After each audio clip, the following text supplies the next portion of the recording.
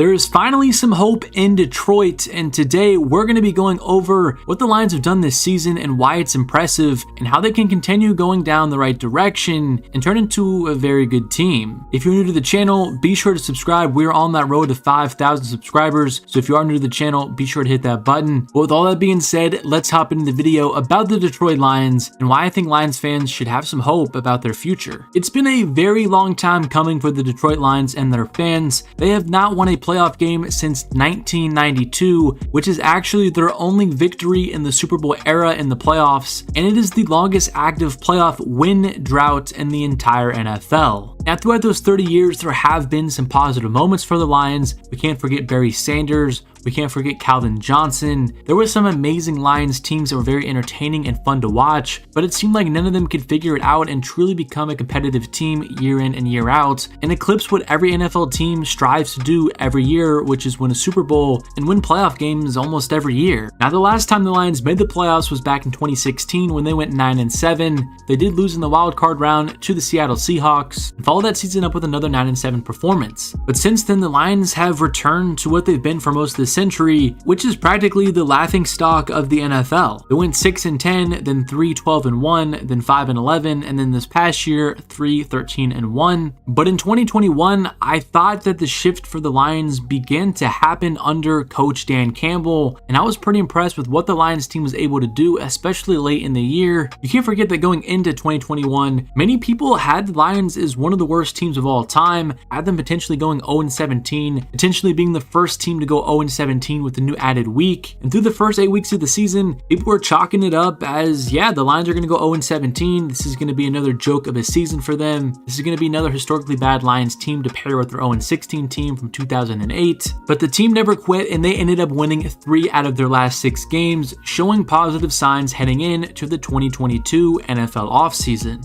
At times in the 2021 season, we saw the potential of the Lions offense and what it could be at its best. Amon-Ra St. Brown was one of the best rookie wide receivers in the league, but he was often the only playmaker out wide for the Lions, and they made sure to make that a priority in the offseason. They brought in DJ Chark from the Jacksonville Jaguars, and then in the draft, they used the Rams pick after trading up to select Jameson Williams, who many analysts had as the best wide receiver in the class before tearing his ACL late in the college season. An underrated but fantastic part of the Lions' offense was their offensive line. They had poured so many resources into that unit over the past few years, and it's emerged as one of the best lines in the entire NFL. Taylor Decker and Penei Sewell may be one of the best tackle duos in the entire NFL, and when you pair that with Frank Ragnow and Jonah Jackson, you get a unit that can push around the best of the best, and that is especially what we've seen this season from the Lions, especially with the running game. I haven't even mentioned Jamal Williams yet, who has 14 touchdowns on the season, which leads all running backs. I think most fans saw this as a DeAndre Swift breakout year, and he was going to get most of the touches. But in the goal line, the Lions have tended to trust on Jamal Williams, and he's delivered this year.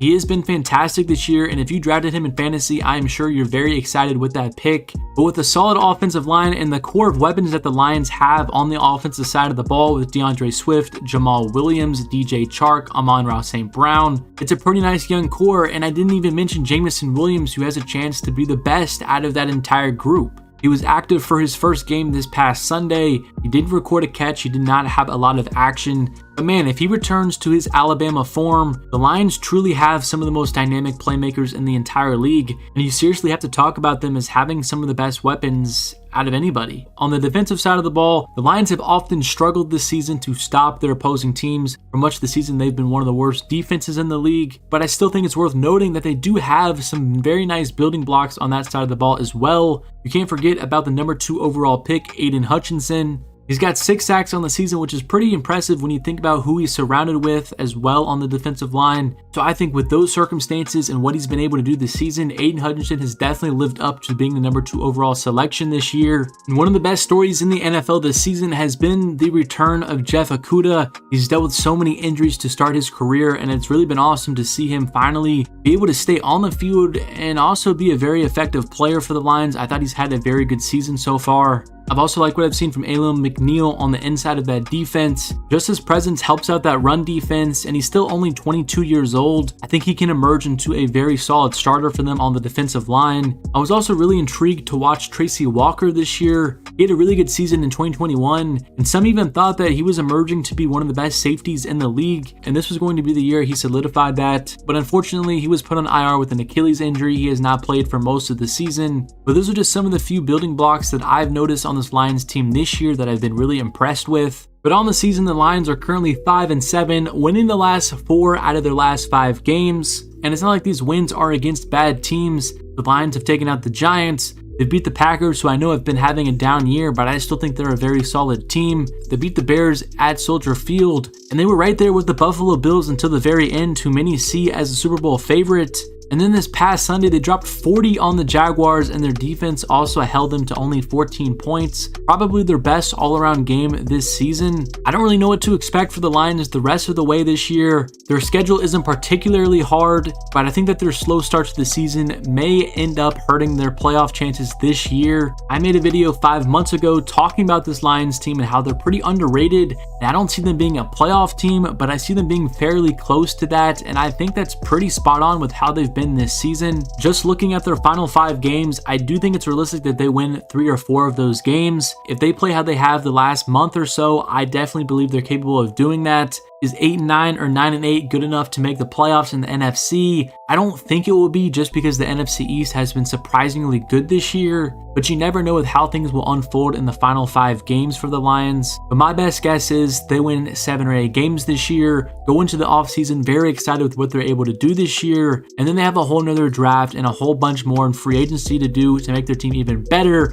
for a playoff run in 2023 and beyond. The Lions are once again going to have a stacked load of draft picks once again this April. They have 2 first-round picks, including the Rams, which is looking like it's going to be a top 5 pick potentially. They have 2 second-round picks now after trading TJ Hawkinson to the Vikings, so they have the Vikings second-round pick now. And of course, they have their own third-round pick, so that is 5 premium picks once again that the Lions can use to bolster up their team. And I think it's going to get very interesting with what the Lions decide to do this coming draft. With the top 5 pick from the Rams, I almost wonder if they go with the Will Anderson type or a Jalen Carter and just get another beast to pair with Aiden Hutchinson. We know how important it is now in the NFL to have a deadly pass rush and a deadly front to go after opposing teams' quarterbacks. So I don't know if they're going to go that route and get a premium pass rusher and defensive lineman to pair with the one they already have, or if they're going to go the quarterback route, because we know that there is a good amount of quarterbacks coming out this year in the draft. Bryce Young, CJ Stroud, Will Levis. They're likely going to be able to get one of those 3 quarterbacks if they choose,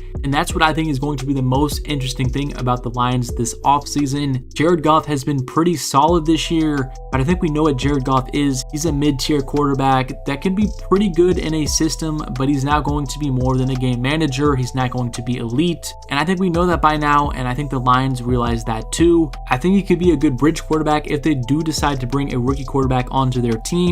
I don't think they're going to cut him next year because he still has a $10 million dead cap hit. That really isn't that much money in dead cap, but what's the point in rushing your rookie quarterback? Let Goff stay on the roster, mentor him a little bit, start the season, and then let the rookie take over whenever you think he's officially ready to go. The following season in 2024, the dead cap for Goff is only at $5 million, so you can easily move off of that, and you never know if a team needs a quarterback mid-season and they decide to trade for Jared Goff, something like that happens. But that's what I'm really curious to see next offseason, is what the Lions do at the quarterback position. They're going to be one of the biggest wild cards in the draft, and it's going to be really cool to see what type of rumors are circulating around them when we get to draft time. But I've been really impressed with the Lions this season, and I'm a huge fan of the young talent they have on their roster. They're not complete yet, but they do have a good foundation. I think they have the right coach in Dan Campbell, and they have a ton of assets to continue building their roster for years to come. And that is why I think Lions fans should have some hope for the future. I think this next offseason is critical for their long-term success. If the Lions have yet another very good offseason, I definitely think that they're going to be a very scary team down the road. But I got my eyes on the Lions, and I'm definitely going to be making more videos on them in the future, especially as we continue to see this rebuild progress. Thank you guys so much for watching the video. If you guys are new to the channel, be sure to subscribe and drop a like on the video if you guys did enjoy it. Let me know what you think of the Detroit Lions, and if you think they have a bright future, or if you think they're going to stay the same old cursed Lions. But thank you guys so much for watching, and I'll catch you guys in the next one.